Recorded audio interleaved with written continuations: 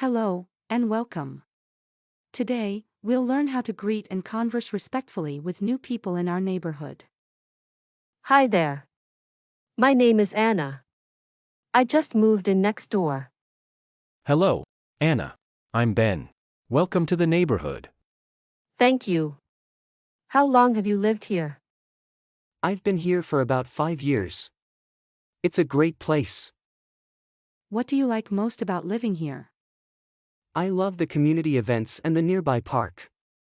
It's perfect for families. That sounds fun. Maybe I could join you next time. Absolutely. Here's my number. Let's stay in touch. What are your hobbies, Ben? Enjoy gardening and playing soccer. How about you? I love painting and hiking. Maybe we can go hiking together sometime. That sounds great. I'd love to see your artwork too. Have you heard about the local fair this weekend?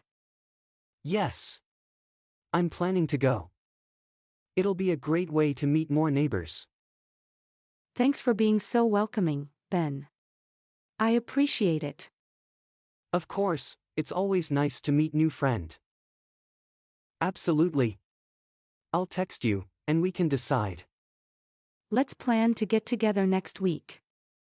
Thanks for watching. Remember, respectful communication can build great friendships. A neighbor is someone who lives near your house.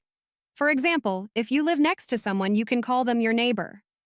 A street is a road where cars, bikes, and people move. You can walk down the street to visit your friends or go to the park. A community is a group of people who live together in one area. They may share activities, help each other, and work together.